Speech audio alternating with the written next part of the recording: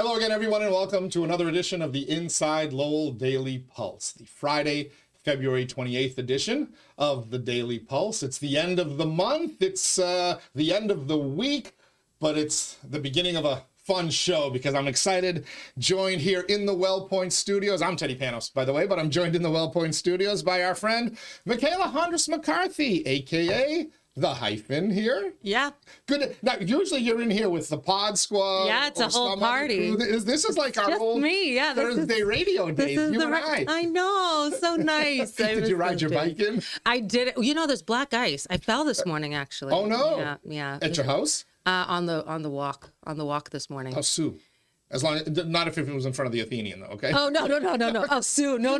The streets, little black ice out there. I noticed. Which was unexpected. Yeah, getting on the highway, the ramp from Chelmsford Street, there was a little bit of black ice, and I felt a little skid. Oh, really? There was so much melting yesterday in the rain that it all froze overnight. Yeah. We're getting there. We're almost in spring. It's the fake spring, though. It's like the spring that, like, we're all like, yeah, and then, like, we get hit with a ton of snow. And I hope that's not what happens. We're good for one big storm in March, aren't we, right? I know. But you just got back from some warmer climate. Yeah, so. Arizona, very awesome. Recommend it to anyone. Jealous when I see your social media videos and stuff. And the sunshine, I know. I needed some sun, so it was nice. We all do. Yeah, we all. Natural vitamin D as opposed to these stupid vitamins that I take every morning. The sun is medicine. It sure is. It is. It sure is. That's why I was telling people back in 2020, get outside, get some fresh air. That's good advice. Don't hide in your house. That's good advice. So, anyway, I'm excited. We got a ton of things to talk about, including the thing all of America is talking about, the Epstein Files. I know. We've got some local issues, and we have a lot of good information, sustainability information. As you know, Mikaela serves on the Sustainability Council here in the city of Lowell. Dare I say you're one of the leaders of the sustainability movement. It's a very collaborative. It's a very collaborative effort. We have a sustainability division now in the city, which is like so wonderful. It's what you've been preaching for well over a decade. Yeah, there's a lot we can do for the city that is like moving us forward in a good direction, and not just because of it in the name of sustainability, but in the name of like community. A better city. Yeah, a better city. And you got some important updates. We're going to get to all of it with Mikaela, aka the Hyphen. First, let me just thank our Daily Pulse sponsors, Ray Booten, licensed realtor in Massachusetts and New Hampshire, certified appraiser in both of those states as well. So if you're looking to buy or sell a home, a business, or a commercial property, Real Estate Ray Booten is your man. Find him online at realestaterayBooten.com. Thank you as well to our friends at WellPoint. WellPoint is the only health plan offering healthcare benefits exclusively to Massachusetts GIC members. At WellPoint, your whole health is their whole point. And I had a meeting the other day with David Morales, the vice president. And you might see my little nifty phone stand over here. It's got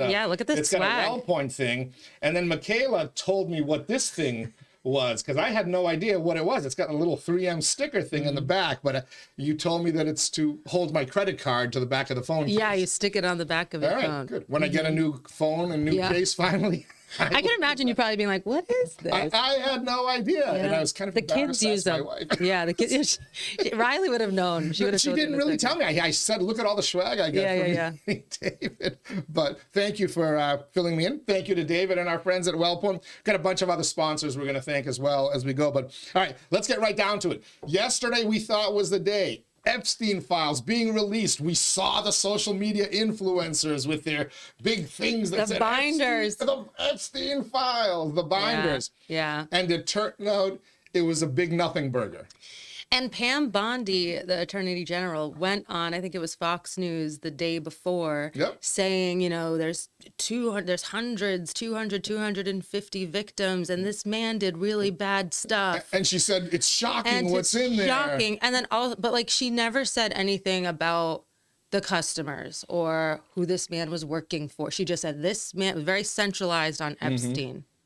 That gives me pause. Is this new administration really going to deliver on this? A lot of people are asking that question, and the people asking that are the Trump supporters, which the conservatives. I'm happy to hear. They're like, hey, what gives? Yep, this is what we wanted. So then last night, and I don't know if this is excuse making or if it's the real reason, which I actually kind of suspect, they revealed, Pam Bondi and others revealed, that the FBI office in New York and the Justice Department in New York, SDNY they call it, where the Trump legal trial and I believe the Jack Smith things all originated, I believe, from that office. If I'm not mistaken. I didn't put but you know that the New together. York cases and Letitia James and all this, everything kind of originated from New York. And I think I read that that's where like the Jack Smith part, the documents thing originated. Okay. So what Pam Bondi said last night was that they did not turn over documents. Right. And she sent a very strongly worded letter that those are to be on my desk by, I think she gave some 14 hours. timeline today. Yeah. Everything. And so... And she alluded that they were also hiding it from Kash Patel, who's the from head everybody. of it, which is like treasonous. The New York... Right? I'm Like, glad you said that word. Am I not supposed to do this? Well, You criminal. can't. If you receive an order to turn over documents and you hide them, now you know legally they're probably well, there was a delay. We were trying to blah blah. They'll find some way to weasel out of it. But he's the head of the FBI. Like Or that's destroy destroy. Yeah. certain evidence. But And whose orders would that be under? well, Right? the swamp that we keep hearing. You keep hearing about the swamp. People keep downplaying it, but now you're seeing it. Direct orders being disobeyed, not following the chain of command, and why? To protect who? That's the question that I want. I'm going to ask you, but I want everybody out there in Lowell and Massachusetts and the world. Why, for so many years, have we protected this man, Jeffrey Epstein, who hung himself in prison right before he could start talking? But why are we protecting the victims? Anytime Lowell police runs a prostitution sting, right? What do? They arrest, they usually put out a decoy, but the people who were involved in that, they are the first people named. They run, the press release comes out and every single man solicited is named. Why did we never hear the Epstein client list? Still to this day. And why? And it was all redacted. Exactly. The same information we already have. So I think blackmail is a powerful tool to use. Yeah. And you can make the argument that it's an asset to our country, national security, blah, blah, blah. But if they're committing crimes, doing despicable, horrible things, they are part of the people that need to be brought to justice. So it's illegal, but we're ignoring the law. And again, in the grand scheme of things, would it be any different than a prostitution ring that, it's worse because it involved minors, obviously. But in the grand scheme of things, it happens every day, right? For better or worse, it happens. Well, it's never better. But. If it's children, like a lot of it is being alluded to, I mean, that is heinous, like sickening. Yeah, a lot of conspiracy theories about child sex trafficking on the part of the powerful and the elite. Yeah. But you said the key word. And as this has gone on and dragged on, and now I think it was confirmed for me yesterday, the FBI and others do not want their blackmail to be taken away from them. Because to blackmail somebody, you have to hold something over their head. Right. And, I've got you, I'm holding this over your head. You were having sex with underage girls on Epstein Island. You can control foreign interests. You will do what I tell you or this information becomes public. Right. You will vote the way I tell you in the halls of Congress or in whatever. And believe me, it's not just the Epstein list. There are other things. Joe Biden didn't suddenly turn from a middle-of-the-road conservative Democrat to the most extreme left president we've ever had. That didn't just happen overnight. The FBI has known what was on Hunter's laptop forever, and I believe used that to control the agenda the last 4 years, or the swamp did. That's possible. Either way, let this list come out. We'll know who's on it. They should deal with the consequences. Yeah. Just like the average person driving down Middlesex or Appleton Street in Lowell has dealt with it for decades. Yeah. Their name will be revealed. It will be on their criminal record, and everybody will know who and what they are. Yeah, but I think also that it will probably reveal who Epstein was working for, right? The client theory list, he was an the FBI client, asset. the client, or another foreign interest asset. Yeah. And so, if it is being revealed to the American public, this huge thing that the FBI is not obeying direct orders from the head of the FBI, who is under the president of the United States, who is the FBI taking orders from? Is that is the FBI compromised by another foreign entity? Or a shadow government, Or a of the shadow, United States of America, or deep state, global, whatever. I don't know. All these admitted. conspiracy theories over the last decade are just being proven true. Now you say, oh, there'll be people who will deny this, but for what good reason is the FBI New York field office withholding this information from their boss? And for what good reason has the Epstein list been withheld over the last decade? Forget what happened yesterday. Right. There is no good reason to hold that. No, and I think the most telling thing that was in those binders was the Pam Bondi letter that said, Kash Patel, I thought it was Kash Patel. We had a meeting with him. Now he's telling me the FBI office is not turning over all the documents, saying it's all the documents, but they got from a source. It's not all the documents. So she's admitted that there's some sort of funky business happening within the FBI department itself. So that was the most telling part for me. My biggest fear, that the conspiracy theorists are saying she gave them 14 hours to destroy whatever they had. You could read it that way too. My fear is that today we will find out when that deadline passes that data was lost. We never had it. The data was somehow destroyed 2 years ago, deleted, yada, yada, yada. Yeah. In which case, these people need to be in prison for a treason. very long time for, criminal conduct. And as you said, treason. But if you destroy dare I say insurrection? Because YouTube might put a tag on this video. I know. Well, but also, like, you destroy the evidence, you destroy the leverage you had, that you were you destroy the blackmail evidence. So they're not going to destroy. It's like either let it out or destroy it. You get the same end result. You lose the blackmail leverage. Well, the blackmail leverage is still there because you could theoretically say somebody who had gotten an anonymous source who had seen the Epstein files reports that Mitch McConnell's name was then you have to take the word of Chuck someone. Schumer's name was on it. And that starts the whole thing. And the damage is, you don't want your name revealed out there, right? If you're, say, a Bill Gates who's been rumored to be on it, a Prince Andrew, Lord knows who else. One name, Clinton's. can we, Bill Clinton's name on it. But see, Bill Clinton's been rumored forever. But can we say now with absolute surety that one name that isn't on that list?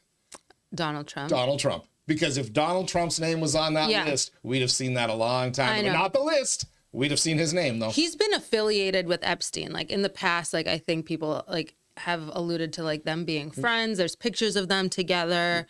But I think he kind of does a very good job of staying, like, away from things that he thinks are nefarious. Not photo of him at Mar-a-Lago, and then Trump's side says, "Well, once we realized what a creep this guy was, we banned him from Mar-a-Lago." He's like, "I'm only the brand of creep that's tolerated in Mar-a-Lago. There's only one creep in the house."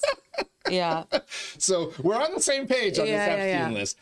I will be shocked if we see real data come out today and we don't get one of these. It's supposed to be today. Destroyed. Right. She gave them 14 hours, and I think she sent that letter at what, like 6 p.m. or something? I think it was like 4, maybe. It was early. Oh, the letter until 6-ish. The people got the binders. Oh, and this is another thing I want to ask you about.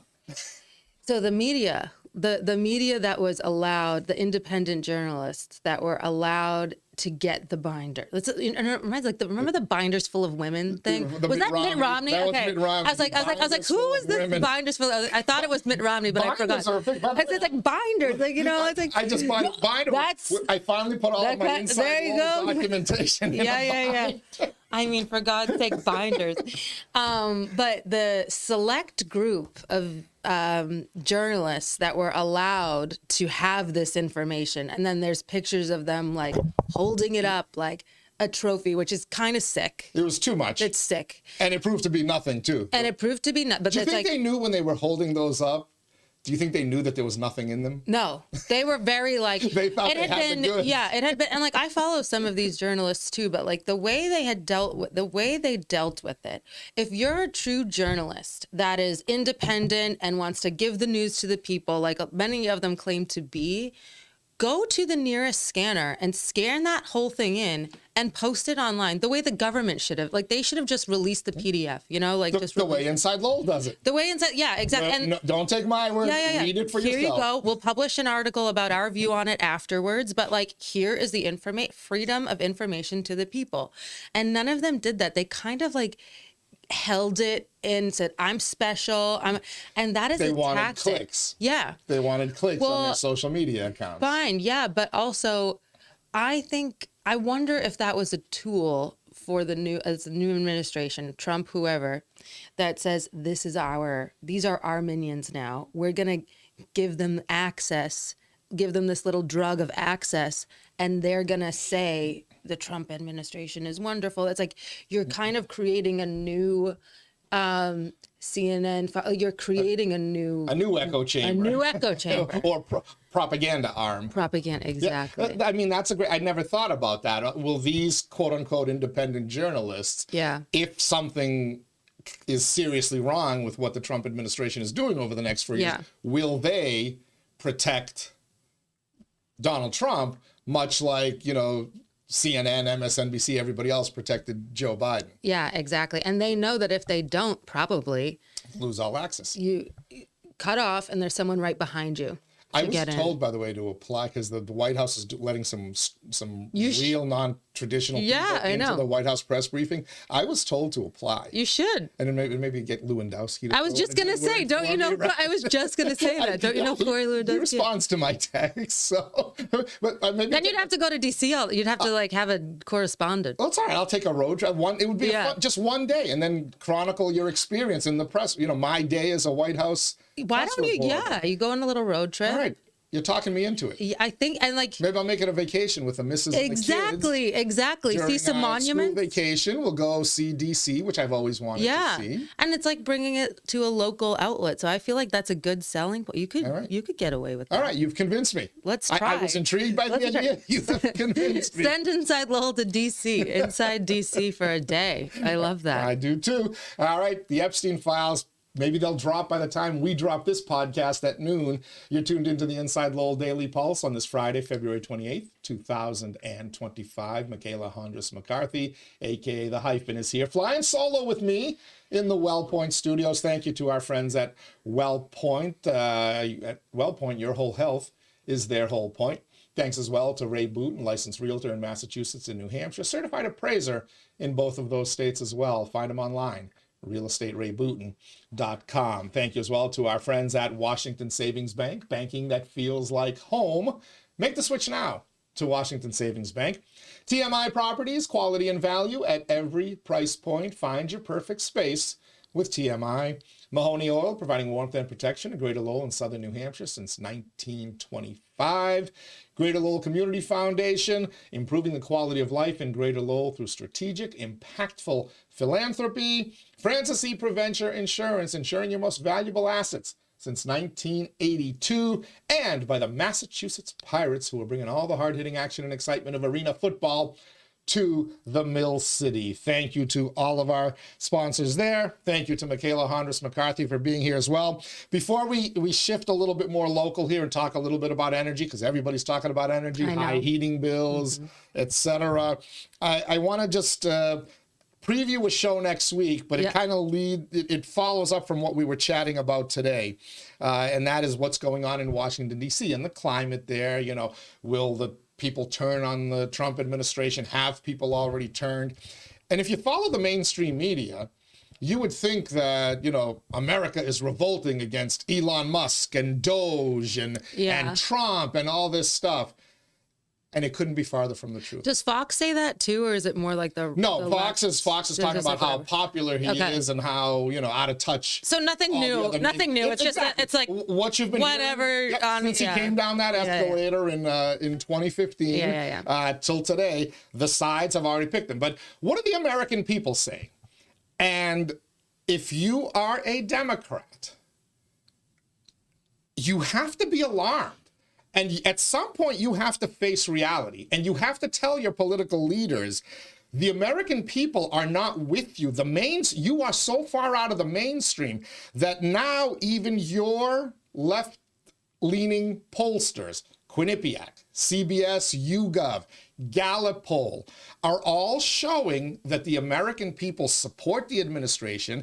They are supporting pretty much every single policy this administration has undertaken in its first month, and they're doing it in staggering numbers. So I had Congresswoman Trahan in here earlier this week, and I told her about a poll that showed congressional approval, Republicans and Democrats. Republicans are at 40%, Democrats were at 21%. But among independents, Republicans were at 40%, which was in line with the rest of the poll. Yeah. Democrats were at 19% among independents, below what the 21 that they were in the overall poll. In other words, the Democrats have lost the independents. They've lost the middle. Well, lo and behold, just this week, a Harris-Harvard poll came up. Again, Harris, thought to be a left-leaning pollster. Mm-hmm. Next week, I'm going to do a full show. There's about 50 different questions that were asked, and they've all been put in like pie charts and little I want to read all the questions that were asked.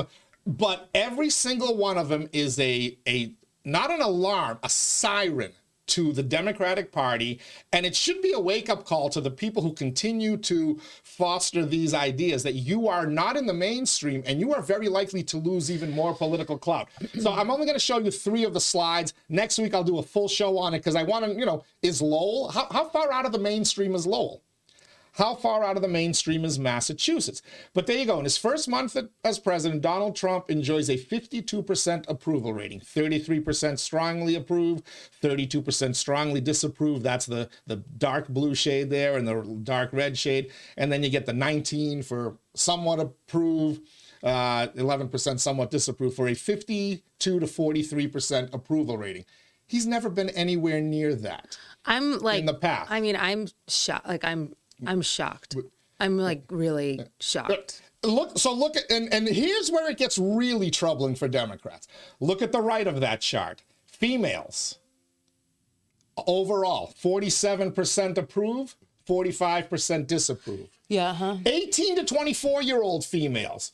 That's a 40% approval rating. This is the demographic where things such as, pro-choice and whatnot that's 18 to 24-year-olds overall, not just mere 40 to 50%. Yeah, so that includes males. I read that as females. My apologies. It's right under females. But either way, so the college age demographic is swinging towards Trump. That should be nowhere near 40%. Let's skip down a couple of lines. Black or African American, 33%. Yeah. Stunning. It's Hispanic. 50%. He's above water with Hispanics. The reason Donald Trump is president of the United States today is because he swung so much of the Hispanic vote that every swing state went his way. It was because of that Hispanic vote. Look at that right there. If you're a Democrat, take a peek at that. You've lost the Hispanic vote to Donald Trump, not to Mitt Romney, not to George W. Bush or Jeb Bush, not to John McCain. Urban. You lost the urban 49%. That's what I mean. What I hear a lot is that, and remember that map of like the cities voting versus the land voted, like the people that lived in rural areas. All of the cities were like dark blue, And it was like 89, 90 something percent dark blue. It wasn't even close, right? I mean, to me, this says that I think I like to look at everything like glass half full, right? This is a major, major opportunity for the Democrats to rethink how what their positions are and what their issues should be. To get back to working class people, which was the Democratic Party I grew up with and supported above Republicans. And they can, because You think they can? I think they can. I mean, Jon Stewart, I don't know if you like it, but you probably don't like him. Yeah. He had a really great, I'll send it to you, it was like 10-minute thing where he was just like, Democrats, wake up. Like, these are the issues we really need to be working on. Like, Is veterans, it similar to what Bill Maher healthcare. does, or No, he's different than Bill, but it was very, like, he was just kind of like, Democrats really need to wake up and look at the things that American people care about, because obviously losing touch, like, obviously lost touch, dropped the ball. And I think Trump will have some backlash coming. I think there's going to be some, everyone's like, yeah, he's so much winning, whatever. I do think that there will be the other side of that coin where it's like, why are you taking so long for the Epstein Files? Are you going to deliver on all of these promises? And they're so did proud. Doge really save money? Yeah. Cut I mean, it's cut. whatever. Yeah. It's like, right. That's the tack. Yeah. But again, if you're a Democrat, though, the American people aren't buying it. They've tried this since November. Hell, they've tried this again since June. They were, 2015. yeah, they were, and it's moving in the wrong direction for them. I mean, those African American, Hispanic, and as you, I didn't even get down to the urban number. That's probably the most surprising to me. Stunning. So, two more that I want to get at. And again, there's issue by issue charts that are all the same type of things, but this is for what is, people have been saying for years that Donald Trump is hurting the Republican brand. That's not borne out over there. Republicans hurting the Republican brand. I mean, certain kinds of certain kinds of Republicans would probably say that. But look at the net approval over disapproval, 51 to 49 for Republicans. Yeah. Voters approve of how the Republican Party is handling its job. That number, other than a short period of time there in May of 2022, right in the middle of the Biden administration, and it's probably too small for you to see on your screen, but the Republicans have been underwater for a long time in these polls. Now they're above water. Now, will it change on them? Probably. Yeah. The public is fickle. But let's now look at the They should have used two thing. different colors, by the way. Why would you use blue and red when Blue it's for- only right, doing exactly. Like, can you just use like a different I agree. It's confusing. Yeah, The blue is actually approval. The red is disapproval. Yeah. Here's the Democrats, though. So while you can make the argument that that the Republican approval will go up and down, and maybe the Democratic So approval. 21, they were really look in at trouble. that trend from September of 2024 is where you see that precipitous drop at the end of that little chart. Democrats now to 36% approval overall as how they're handling their job. Well, it's also who's been in power in those years too, right? Who held the majority. And I think the trend is like things are getting worse and worse and worse for the American people. It's harder to buy a house, groceries. This. So it's like whoever is in power, unless they make a major change, like corporations are making record profits. Like people are getting screwed. Like people are getting, you can't work a job that is entry level. You have to work like 60 hours a week to make like that. Is whoever is in charge is going to have a disapproval rating because of how ridiculous things are, unless all that turns around. Unless it turns around. I remember my first presidential election I voted. I turned 18 in 1983. I voted in 1984 for Ronald Reagan. Reagan inherited a horrific economy from the Carter administration. We're talking 21% interest rates, which if you think today's interest rates, right, 6, 7, 8, 21. Yeah. And inflation in double digits as well. It took Reagan about a year and some change, but by 1983, the economy was humming. And the 84 presidential election and subsequent Senate election was a landslide. Trump has to turn that around. And while he can't help himself, he'll never run for re-election again. He's going to set the stage nicely for J.D. Vance if he can have that similar kind of success as Ronald Reagan has. But I promise you next week I'm going to do a full show. I'm going to dedicate a full show. And then we're going to get into issue by issue because when you see the issues, it's like the Democratic Party has lost touch with what Americans are thinking. And I hope that they wake up, because there's a lot of good Democrats that I know and I like that are centrist Democrats that I feel are afraid to speak out. The woman who was sitting in your chair right there, Lori Trahan, she talked about hard truths and all this stuff, and yet when she goes to DC, she becomes one of those just never Trumpers. And instead of saying, look at these issues, either I'm out of the mainstream or I shouldn't be afraid to say what I really think, because I'm in the mainstream. Well, there's a difference between being a never Trumper and having a critique of your party and maybe that it's lost touch. I think there should be room for that. And if there's no room for that for her in DC, then that's a major problem, because there's obviously a problem with what the Democrats have been doing. And it's the way they're trying to spin it. And I saw her do it right there. Medicaid. We're going to go after Donald Trump if he cuts Medicaid. The Republicans say, we're not cutting Medicaid, but we're not going to give Medicaid dollars to illegal immigrants. And she highlighted how here in Massachusetts, how important Medicaid money is to mass health. Yes. Okay. Now they're going to try to convince you that your you're not on mass health, but they'll convince you that your mass health is in trouble, my mass health is in trouble, the elderly's everybody's mass health is in trouble. The Republicans will make the argument that no, we're saving it for you, but we're not going to give it to the thousands of migrants who are getting it for nothing in our emergency shelters and wherever else they might be.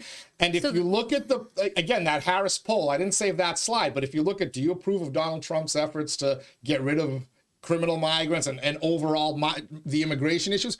Well above water, again, Donald Trump. I think that when that battle comes, I think Democrats are going to lose that battle too, because it'll be very easy for the Trump administration to say, we want to increase your benefits and we're going to pay for them by cutting the money that's going to everyone else, or the fraud and waste that's going on. I think that this is also part of the problem. We're hearing so many different things we have so many news sources, and none of them really, I mean, there's certain news sources that I trust. It's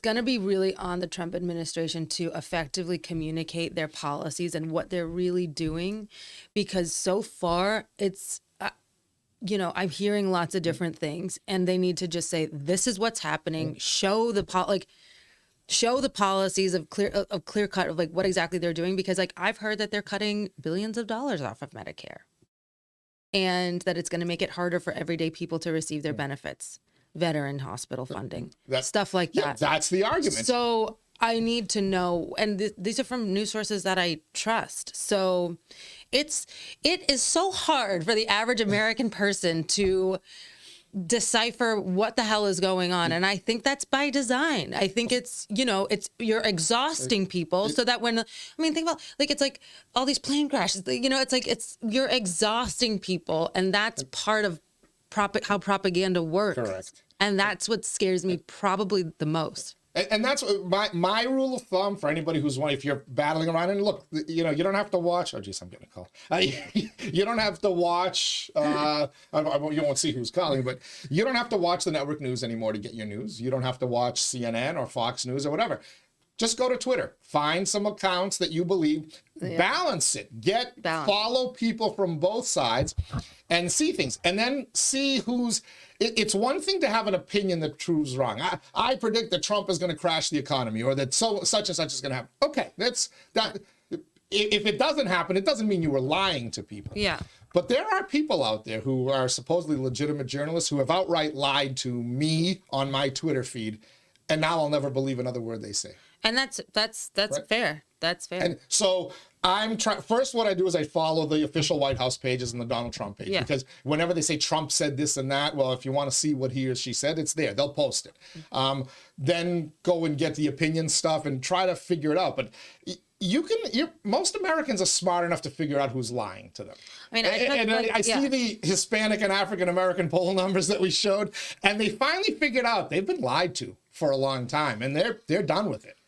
Yeah, who you listen to in media is a big thing. I mean, I still listen to like Bernie Sanders and Robert Reich, but I balance it out with other sources too. So like I have like not a great view of the Trump administration, and then I also follow other independent journalists that critique the Democratic Party a lot. So it's it's kind of a mix, but it's exhausting. But you do like one person who's part of the Trump administration an awful lot.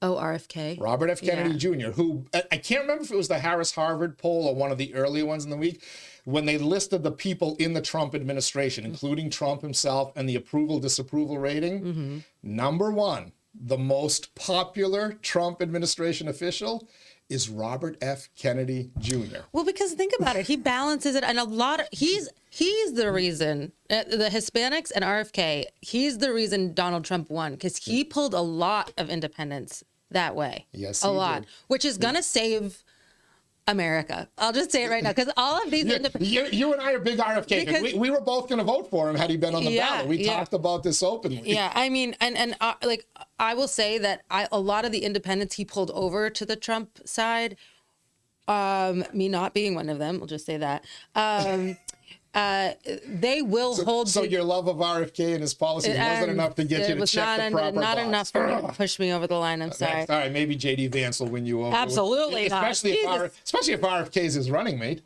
I think a lot of these. In 2028, that would be JD Vance and interesting. RFK Jr. He's getting, like, this could be like not to like dumb it down, because but that's what I do, because I watch reality TV. But like, it could be the best reality. Like, Elon Musk and Donald Trump are going to butt heads at some time. It is inevitable. That relationship is going to turn so sour. And I just hope it's not too late where it's like he lost control of the country because Elon Musk is like maniacal. But I think that relationship is going to go sour. RFK standing in the back, Trump is like signing things. He is very uncomfortable with some of the stuff, like the merch hawking and all this. RFK is just standing there like, yeah, if you see him in those press conferences, he's just like, he doesn't like that. But they probably have like an interesting relationship, like Donald Trump and RFK. So like, I feel like our Elon and Donald are going to be like at ends, and then RFK is going to swoop in and be like, I'm your real friend, Donald. I got you. Don't worry. Like, I feel like that's what's going to happen.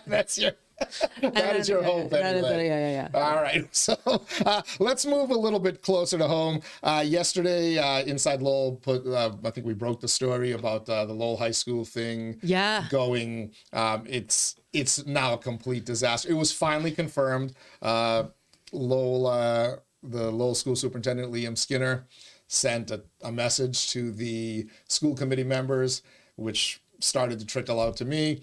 The Lowell City Council got a message from Manager Golden advising them of the same thing. It all started to come together. By the way, just so you know, I was informed yesterday when I said, would it be possible for me to have that letter, that text that the superintendent said? And I was told by somebody, yeah. And I'm like, will it get you in trouble? And said, no, as soon as he sends a text to the school committee, that's a public document.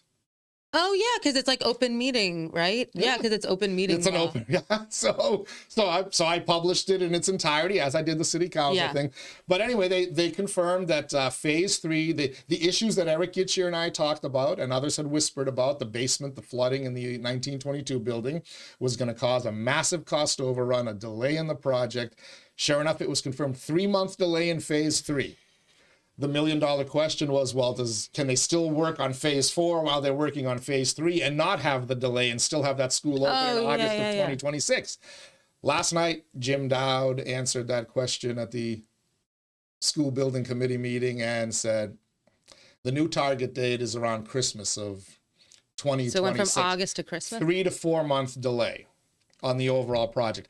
They also have some issues with classroom space now, because to fix the issue in the basement of the 1922 building, they've got to displace a bunch of kids from where they were planned on having them during the renovation. So they've got an issue there. Senator Kennedy zoomed into that meeting and asked about, what about classroom space at UMass Lowell or whatever? Oh, yeah. Because I think it would be a great idea to send high school seniors into the classroom space with the they have that program anyway. Have the 16, 17-year-old girls in the same buildings as the college boys are hanging around. But they have the UMass Lowell program where they can take classes over there anyway. So come on. Then Jim Dowd was asked a couple of other questions. Well, is this new discovery going to drive the cost above what we were? Well, if it's over time, told? It's probably over budget. And he didn't say yes. He said, we're trying to hammer down those numbers. Now, I think by April, he'll know for sure how much extra it's going to cost. But he said, there's a fair chance. He's letting one hammer drop at a time. There's a fair chance. AKA, it's going to run over budget. Trust me, folks. I told you it was going to be delayed. I told you it was going to be more expensive. And now they're telling you that. But then he was asked another nice question. Will the MSBA reimburse this? Yeah. And the answer was no. The MSBA will not give you any more money. And then one more thing was asked, well, if you can't get any more money, can you quote unquote value engineer, AKA start to cut certain components out, which we were worried about from the get-go. It's going to go so far over budget, they're going to cut components out. And you know what Dowd said? Everything has been ordered, everything has been arranged so that you can't cut things. And the things you can't cut aren't going to save you money, which is good. The kids will get what they were promised. Yeah. But we're now at the mercy of Suffolk, Perkins Eastman, and Skanska, because the MSBA ain't giving us any more money. They cannot value engineer it, AKA redesign it to save you a few bucks. So when they say, we're going to fix this, as we said, and they hand you the bill for it, you're going to bend over like Kevin Bacon in Animal House and say, thank you, sir. May I please have another? You are screwed, Lowell, Massachusetts taxpayers. The state can't bail you out anymore. You can't value engineer your way out of this anymore. Usually there's like a contingency in the budget for like this kind of thing. Yep. So we've gone over our contingency. They've already blown all but a couple of million of it, and this will surely put it well over that. So not to like, because pointing fingers doesn't do anything, but like whose fault is this? Is this Suffolk? Is this Skanska? Like that should be, there should share some of that cost, I feel. This is the fault of the people who politically forced that school to be rebuilt and renovated in that tiny, old, obsolete footprint. No ifs, ands, or buts about it. They can try to, and they're already trying to spin it like it would have, same thing would have happened at Collie. No, it wouldn't have, because you lied to me back in 2017. You told me there wasn't asbestos. There is asbestos there. 86% roof saturation of asbestos or ceiling asbestos. You've lied about so many things. I don't trust you anymore. But here's the important thing. Isn't it Skanska's job to like go in, or Suffolk, whatever, to go in and like evaluate how much it's going to cost to do this project? That's what John Haley asked. John Haley, who's on that school building committee, who was with Watermark, an architectural and construction firm, said, how did you guys not discover this in the didn't you do borings into the ground? If I'm giving someone a quote, I'm held to Yeah. Except I believe they were politically pressured not to discover certain things. Otherwise, it would have, if they told you that this high school would have cost $400 million versus a 340 some odd million thing at Collie, you would have, the political pressure would not have been as great to win that political fight in 2017. I would love, that's a big hill to stand on. That's a big hill. I would love, as you said, let's go sue Skanska and Suffolk. Right. Let's go after them for that money. Let's take them to court, because you know what happens when you go to court? What? There's something called discovery, and sworn testimony is given. And then we'll find out, why didn't Skanska or Perkins Eastman or Suffolk properly bore into the ground to find out what they discovered just now? Right. Why did they not find the asbestos back then when they were looking at it in 2017? And told us, oh no, it's pretty much rid of asbestos except for a few windowsills and areas, right? While our politicians were telling us, no, it was removed in 1980. Lied to you. Why didn't they discover it? And you know what I think the answer is? They were told, look the other way. Don't discover it. Trust us, it's there. So they didn't do their work. And I think all that would come out in a lawsuit, which is why you will never see the city try to recoup their money from Suffolk, Skanska, or Perkins Eastman. I don't know enough about the process to make any. That's a bold claim. That's my claim. A bold claim. Was I wrong in 2017 when I told you what was going to happen, people? While everybody else was telling you I was wrong? Was I wrong? I was right, wasn't I? No, and we don't know. I wasn't alone in this. There were other people. By the way, who was the only member of the state delegation at the time? Do you remember? Who didn't summarily dismiss Collie as a possibility and said, yeah, whether it goes downtown or to another neighborhood, it can be done, and it can be done well. Who was the only politician, elected state representative? No, he wasn't. The 5 Lowell city councilors. I'm talking about the state delegation. Eileen Donahue in the Senate, David Nangle, Tommy Golden, and Ratty Mom in the House. I don't know. Who was the one who came on WCAP with me and said to you, yeah, why can't it be at Collie? Why can't we do a 5-story building at Was it Tom Collie? Golden? Tommy Golden. Yeah. The guy who, some people don't want to have, stick around longer than he's currently signed for right now. He had the vision and the balls to stand up and tell you what was going to happen. And yes, those 5 city councilors, Rita Mercier, Rodney Elliott, Cory Belanger, Danny Rourke, and Jim Leary, they all had the balls to come up and say, hey, what was going to happen? And by the way, currently on that council, Eric Gitcher was right there with us. Kim Scott was right there with us. Those of us who said, we got to stop rehabbing this pig, putting lipstick on it in downtown, and give the kids a brand new school that they don't have to go to school during a construction zone. They can just keep doing what they're doing. And then when the building is ready, you open it and everybody moves in there. Yeah. They were right. They were right. And you can spin it any way you want, that same issues would have happened up at Cawley, and this would have happened, and that would have happened. Well, we'll never know. We'll never know. But we do know that when we told you what was going to happen downtown was going to happen, it happened, and now you can't hide anymore. Bravo, Ed Kennedy got $30 million for the last cost overrun because of COVID. He can't get any more money from the MSBA. You could make the argument that, we could have had cost overruns at the new spot too. I'd be curious as to what exactly the cost overruns were caused by. You most certainly would have had cost overruns, but you wouldn't have had the COVID. You wouldn't have had the COVID cost overruns. Why not? Because you were gonna purchase everything starting in 2018, 2019, and it was supposed to be open for September of 2021. There would have had to have been purchases You'd have been 2/3 into the process before the COVID pandemic. But nobody could have predicted that. Nobody could have predicted that. Right. That's why. That's kind of like a. That's why the MSBA gave us an extra $30 million. Fine. But you could have predicted the asbestos. Everybody knew it was there.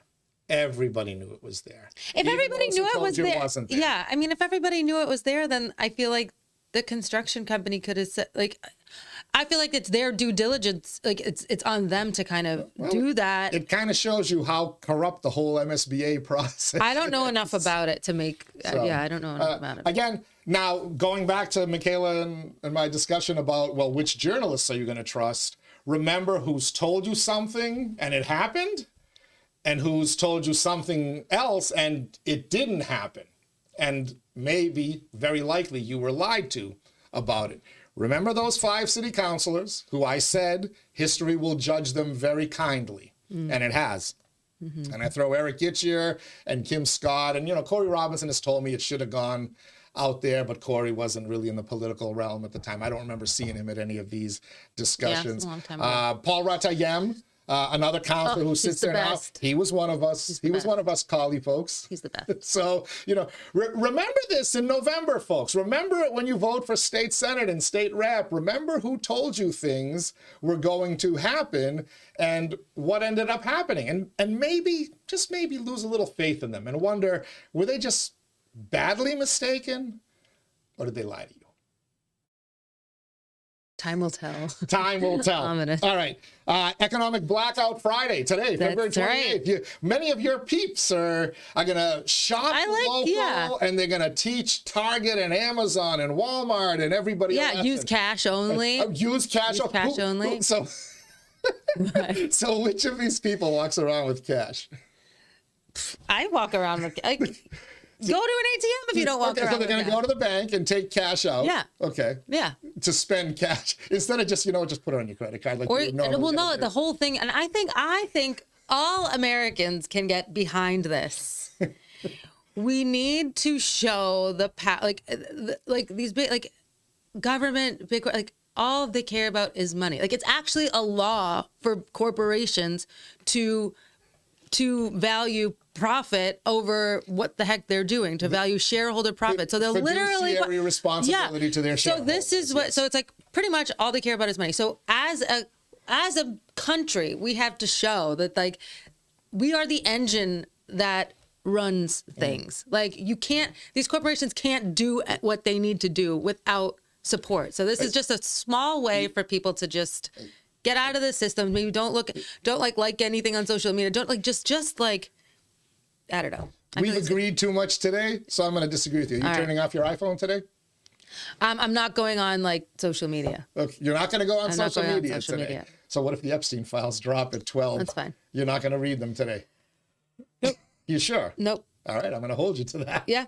You're going to wait for me to text you what happened? You can, yeah. You know what? Please do. Please do. So I can get some news. Let me give you another angle here. Yeah. I love shopping local, dining local. Yeah, My you're a family local owns a establishment. restaurant, right? Yeah. This is great. Yeah. We diverge on this issue. Here's the thing. If you eat at Applebee's or the Outback or Chili's, Chains. they're chains. But who are those chains employing? Oh, no, I hear you. Lowellians, Yeah, right? To yeah. a large degree. Who are they paying their meals tax to? The Commonwealth of Massachusetts and 0.75% to Lowell. So now if you're going to spend it in Athenian Corner or Cobblestones, right? Sponsored Go Inside instead. Lowell. Yeah. Great. You're going to do it for one day. Make this a lifestyle change. And now you're going to cost a ton of jobs. I employ 10 or 11 people, half of them full-time, half of them part-time. Yeah. I looked it up. Target employs 220 people. So if you boycott... But they get paid whether or not there's customers in there or not. Yeah, but if you boycott Target and Lowell long enough, you're going to lead to layoffs. This isn't just a one day. This is a one-day thing. You're not going to show people your economic power by boycotting them for one day. Because then you're going to go to Target tomorrow, or you're going to fill up your gas tank tomorrow, and you're going to use your credit card tomorrow. Trust me, the credit card companies will wait you out because they know that you can't save enough cash to not use credit cards. Yeah. They'll wait you out. You want to make this a lifestyle change? Like some of these companies have been boycotting either Chick-fil-A or Starbucks or whatever. But now you're doing something. But remember that as you do that, Target in Lowell, which you say is not shopping local, employs 220 people. Walmart in Chelmsford employs a bunch of people. Walmart in Tewksbury employs a bunch of people. So what you could do is just go to brick and mortar stores, right? Like Instead you could of do Amazon. something like that. That's it. That's a good change. But now you're talking about the delivery drivers. So where do the delivery drivers? Where do the Uber Well, they get paid shit anyway. They get paid like they get not treated very well either. So I'm fine with But so that. many of them are doing it. It's like, if the working conditions were really so bad for Uber drivers and Amazon drivers, why are so many of them doing it? Why do I see them driving around at midnight or 4 a.m. dropping off they need packages? to work. They need a job. They need a job. So these companies are providing jobs that people need. And oftentimes the second job, right? People who have 40-hour-a-week jobs are now driving Uber on a weekend to make some extra cash, which they're hopefully saving to buy a house or whatever. But they're not great working conditions. The benefits are not very good. And Amazon also has like scooped up lots of small businesses themselves because they're kind of just doing the whole like, what's the downward integration of just like buying the suppliers and buying the small businesses. So like, I don't feel bad for boycotting. All right. So you're going to do it for one day. Tomorrow you go back. Well, yeah. And the one day thing is also just showing the impact that people can unite on something and all kind of like mobilize and do something together. And there's power in the people. So I should wait for Jake Tapper's report next Monday saying, look at the power of the people. They cost Target X. Let's just see what happens. What's the harm in trying this? Like, let's see what happens. We're still like, going down to the Athenian, like there's no problem there. Because the reason they're doing it is because they specifically picked companies who reverse their DEI policies. They didn't do it because these companies are mistreating employees, because they've been mistreating their employees supposedly forever. Right. As you allowed Amazon to grow into this giant by locking yourself in your home and complying with the COVID lockdowns, which were basically completely reshifted the American and the worldwide economy, you helped do this. But you're not going to save things, and you're doing it for the wrong reasons. Well, I think the reason that I interpreted that people are doing it, and people can have different reasons for doing it, is because it's, baloney that these companies are literally just like, it's just profits. We don't care about what we're doing to people here, and that's it. And I think hit them where it hurts is what the whole motto is. All right.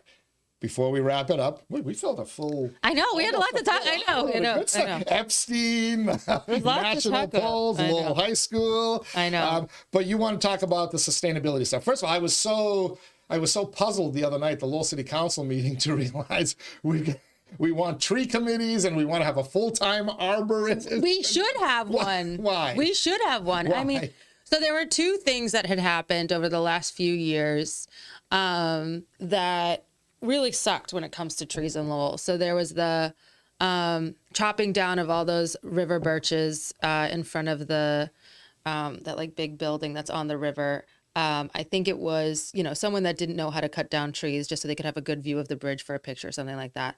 And it led to a lot of those trees. I mean, the potential for a lot of those trees to die because you're not just supposed to cut off. So it's like, why are we not, like, there's a way to trim a tree. Like if you can't do that. And so that was kind of like, okay, like the city should have, or at least be trained or have. Was it on private property or public property? It was on the state. I think that's on the state. The state, Yeah, okay. yeah. But they shouldn't have done that. I believe it was on the state because it was along the river, and I think the state. That's right. The state owns the banks. But and then there was like, so this is just one that I noticed because I walk on that street all the time. But there's tons of old, like beautiful old trees on Inland Street that all just got. I literally walked down the street one day and I was like, the trees are all gone, and these are these huge trees, and I think some of them were harmful because they were really old.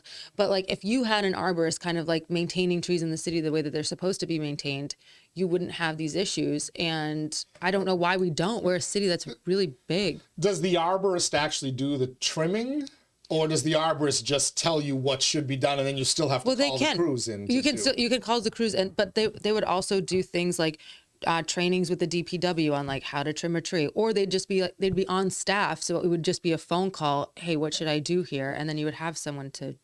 If the arborist is actually taking the chainsaw or the saw, whatever they use up there and doing this, I get it. They probably are too. Like Okay, now Yeah. Now I'm open someone whose job it is to know about trees, and also like you could consult them on like which tree to plant in certain areas so they don't like. But why are we discriminating? Why just trees and not bushes or ferns or flowers? Let's do it all. Let's just hire a multi-talented. But trees are a big thing.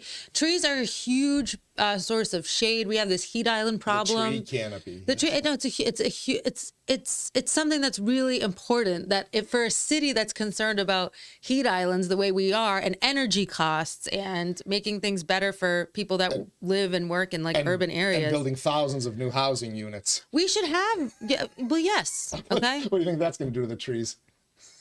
As we're told, we have to build all this housing. You make it a necessity when you're building new housing to also have a certain amount of green space and to have a certain amount of trees maybe planted around. Well, residential neighborhoods, that's a smart idea.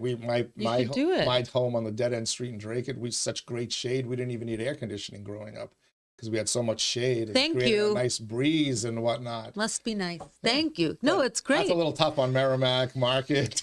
Well, yeah, but there's a clear difference. There's a clear benefit to even one nice big tree in an area like that everybody enjoys. It's a public benefit. All right. So the Hyphen, our inside Lowell in Queen of Green says the arborist and the tree committee is a great idea. Very good idea. I was so happy to read Eric Gitcher's like Facebook post on that. I was so happy. Of all the counselors who would have been like fighting the hardest for that, I was shocked it was Counselor Gitcher. He's got a great.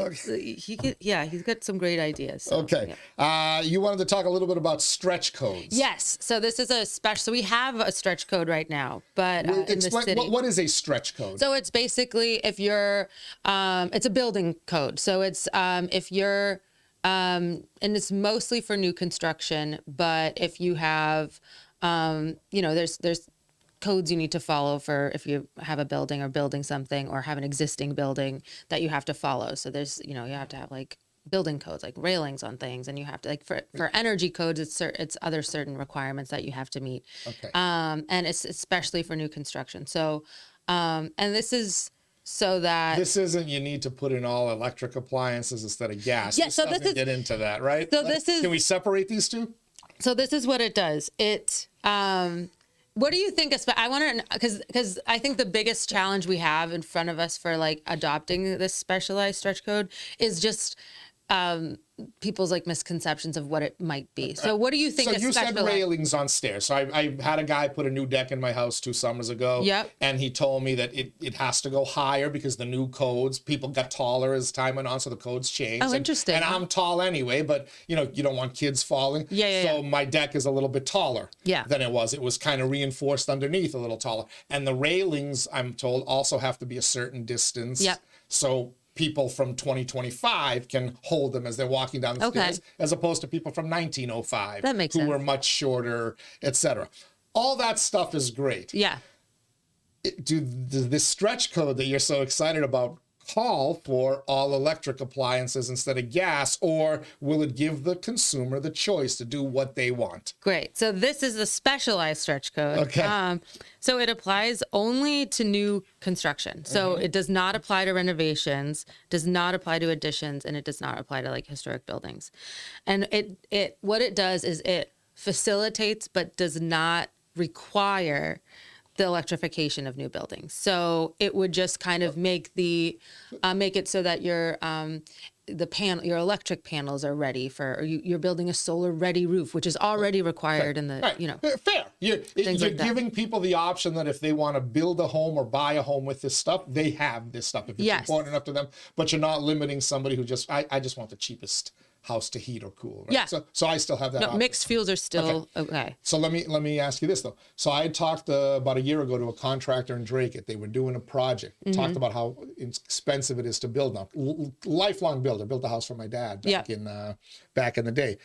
I said, why so expensive? And I says, these new codes, and it's got to be Probably all electric mandated. I said, well, do you have to put electric in? He goes, if you take government money, any type of government grant or subsidy, you then have to follow. You have to be ready for put electric in. Yeah. So does this stretch code say that if you're getting any kind of funding, because remember, the Commonwealth of Massachusetts is now going to start pouring hundreds of millions out to create new housing. Right. Is this stretch code going to mandate that this new housing has to, if you want to get this money to do this building, you have to put all electric appliances? So it's a small so you'll probably be eligible for certain types of funding under other housing, like new building requirements. But this is a kind of like a subset of that, a specialized stretch code, where they just did a study and they did find that it added about 1 to 4% in cost to the overall construction of the building, but that those costs. Is that why the Lowell High project went so No, crazy? please do not. No.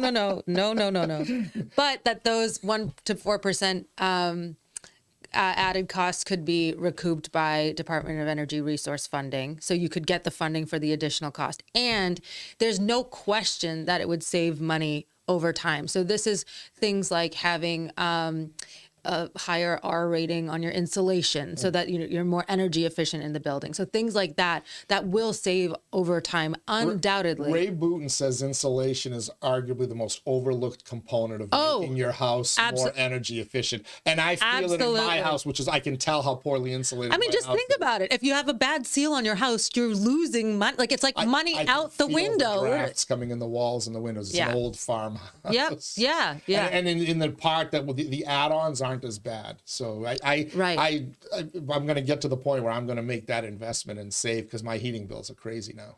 And Maura Healey's 5% isn't going to save me. Well, you'll be able to turn to the Mass Save program and get however much off of the cost for insulation. Let's do that. I'll turn to Mass Save so I can increase everybody else's.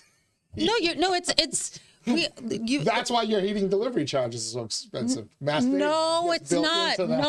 That's actually not true. That's actually not true. That's actually not true. It's because less and less, this is a misconception. So less and less people are getting gas delivery. So the way that their model works is that their delivery charges is basically like socialized across all of the customers. And when you have less customers, they get spread out more. And it's really, it's a big problem. So what they need to do is find a different way of socializing those costs. So fair point. Are electric rates, because you pay an electricity delivery charge as well, right? Yeah, transmission.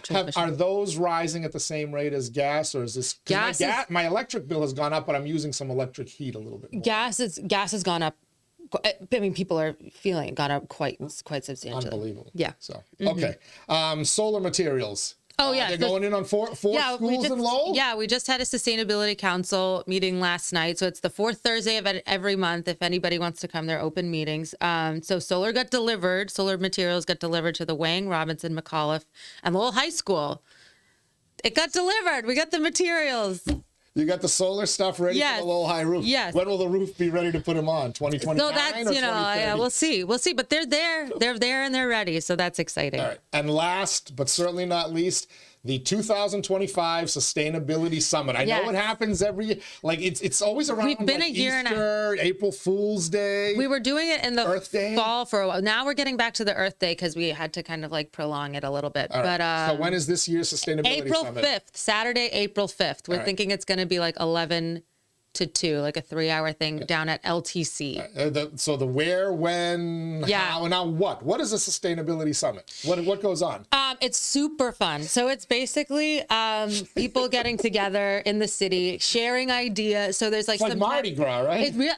It's very. You leave the summit feeling like invigorated. Only green beads allowed. Yeah, I mean, made out of like cornstarch or something. But no, it's we serve like some coffee and some lunch, and you hear from us as a council on kind of like who we are.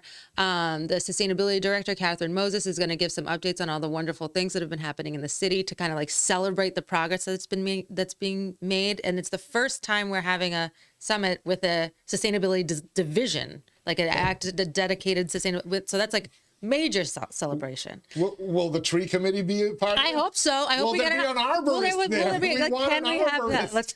We have a guy, Brian Molinari, who's a tree guy that's comes to all our meetings, so he can speak a lot on that. But yeah, and we have like a political panel where we like ask questions of people because it's an election year, so questions of maybe some candidates. So we invite candidates to come and existing Is the officials. governor going to come, or anybody statewide, or will this be just all Lowell?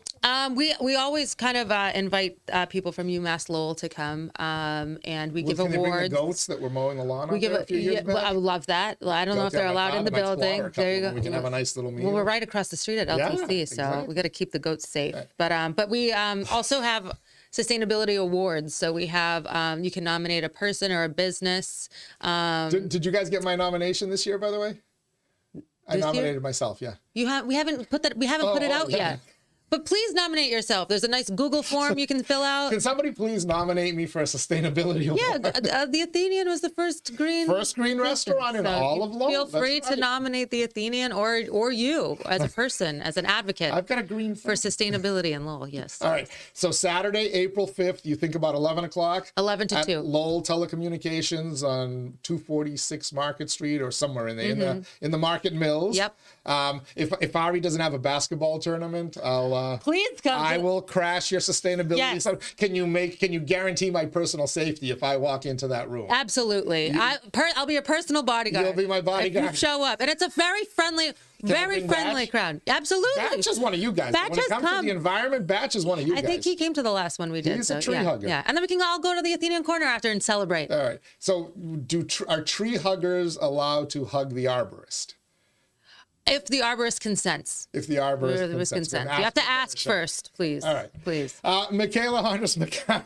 We don't need Batch. We don't need Jack. We don't need anybody. We can do this on our own, just like we did on the radio. Yeah. Fun. It was fun. We got to do this more often. You'll be back next Friday, by the way. The Pod Squad. The Pod group. We'll have a big fun Friday with you, and we'll get our Hyphen hug. That'll be. Oh yeah, that's right. Of the Pod Squad. Yep. Thank you so much. Have a great weekend. Stop on by. I owe you a drink or a meal or something. Sounds good. Thank you for having me. Our pleasure. Thank you, Mikaela and McCarthy. Thank you for tuning in today and all week long on the Inside Lowell Daily Pulse. It drops every day at noon on InsideLowell.com. Got a lot of stuff coming up next week.